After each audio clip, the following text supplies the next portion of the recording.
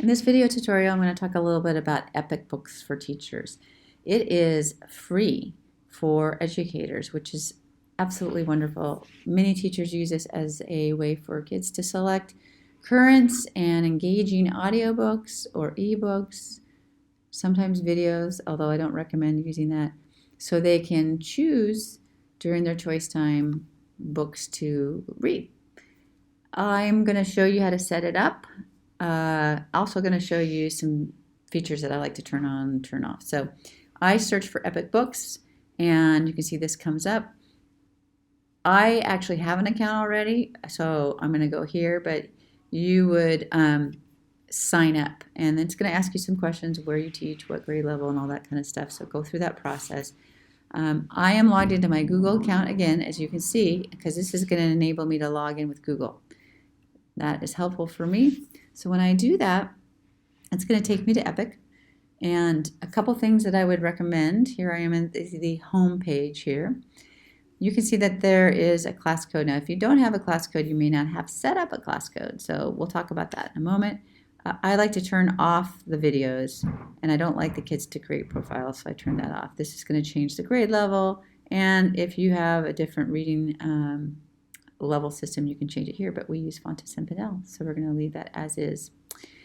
You also have the ability to search by some other, or set some settings by some other features. So I'm going to search for what I call Fontes and Pinnell, just like that. When I do that, I have the ability to set up, I'm going to go there, the reading levels that I want. So if I do want to put reading levels, I would select the levels that I have there. Now, some people, when it's kids' choice, free choice times, don't believe in setting levels. So you can turn that off if you like to. There's fiction and nonfiction, so you can say I want both. And some schools are Spanish immersion or dual bilingual, so you could decide, what do you want? Do I want only English? Do I want only Spanish, or both? Some do offer quizzes, and so if you want to use some of the pre-made quizzes that are in here, some of them are made by other teachers, you can select that if you'd like, or you can create your own. A couple things about what you see up at the top. This is everything that Epic has. These are books, so I'm going to go ahead and go to the books. So notice that the books have different kind of indicators on it. This one has a read to me. So if I hover over that, it's telling me a little bit about it. I can click on it and I can see that there is the book. So I'm just going to click on it. This is a read to me. So if I read this like this.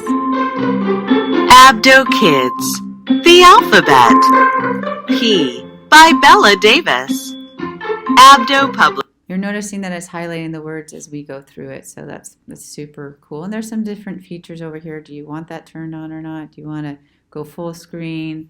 Do you want to go to different pages? Pretty nice. So I can do that if I want to. Let me turn this off. So anyway, that's kind of how you go into a book. Now that is a read to me book, but if I go to one like this, and I go through it, there is no reading that's read to me. So I'm just clicking right here. It's taking me through, and I'm clicking, and I'm getting some information about these words if I want, right? But I can go full screen, what have you. But it's not reading to me. That's important to know. The other thing is that I have audiobooks. So the audiobooks, and if I filter these here, there's my videos. Of course, I said I didn't want any videos. Here's my read to me books, which all have that on there. And then there's the audiobooks, and the audiobooks are purple. So the audiobooks are a little bit different. When I click on this,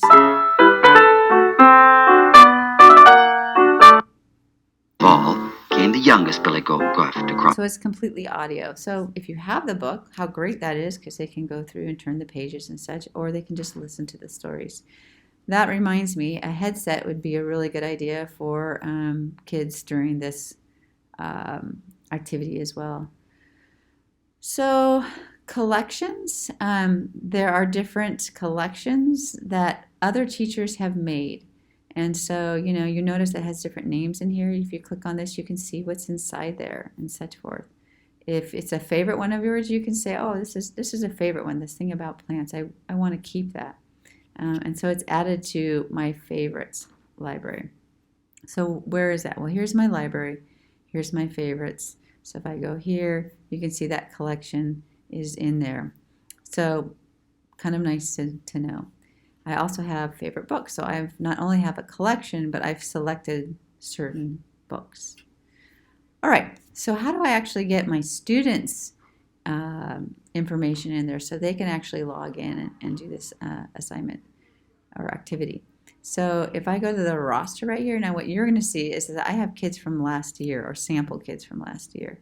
So I could, if I wanted to, and I have different rosters here that I could use. But I'm going to actually select this. I'm going to take that one off because that's kind of a nice one for me to use as a teacher. And I'm going to actually archive these. So I can archive all these ones from last year. So boop, they're all gone. So how do I create a group and put students in there? What I'm going to do is I'm going to go to this class roster. I'm just going to press Add Students. This is where it would be really lovely if you just put in, all their names, just copy and paste. So hopefully I would have something like this. I'm going to do this, NCSD 1, and then I'm going to press Return, because you're going to notice up here, each student on a new line, type or copy and paste from a document or a spreadsheet. So if I go here and I go NCSD2, and this is just a fake account, but you might use their number or their first name, but do not use their first and last name. So I'll just put in a couple here. And I'm going to go ahead and say continue. So there I have them in there. I've got the first names in there. That's great. I'm going to confirm. So what you're seeing in here are these names. Now, there are ways when you click inside here to edit the names. If you put it in wrong, you can do that if you'd like. You can put in a specific PIN number, but I don't do that. I just go ahead and add my names.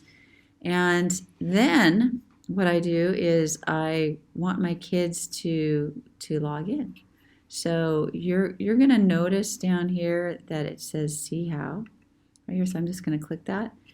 I'm going to be using Chromebooks, so I'm using that option. And then what I would do is if I had Google Classroom, or you're using my Easy button if you're a K2 student, I would copy this and put it on the Easy button or put it in Google Classroom. When they click on this, they're going to have a specific code that they're going to go to. So I'm going to show you what this would look like. So if I go here and I just copy that and have that code on the wall in my classroom or on a piece of paper in the bucket in the middle of their table, or you have it in Google Classroom, they are going to need this code each time they log in. So I'm going to go ahead and say try the student experience. They will log in and they will put in this code and they will find their name. So you will just go and say, oh, here I am, right here. And when they go in here, you should see no videos because you said no videos. You've got your Read to Me, your audio books, and we have this Fontes and Pinnell leveling system here. So I can go through and see many books, noticing that some are Read to Me's, some of them are straight audio books. So I can go through and I can read those. Now, what's really cool about this is as they read and spend time on these, now I'm going to return to teacher view, you're going to be able to see exactly how long they have spent reading some of these movie or books and such forth. So that's kind of helpful as well. So if you want to add more topics, you can just play around and look. There's lots of great things in here. Again, my library, you can do a lot with this and assign different things. So if I went back to my home page and I decided to explore by a certain area, and let's say that I'm going to maybe learning to read. Let's say that I decide that I want to assign one of these books. Let's say I want to do cute. I can either mark it as a favorite or I can assign. And when I do that, I can say, you know what? I want it to be for everybody. and go ahead and do that. Or unselect and say, you know what, I just want to sign here. So it just really depends on how you're using this, right?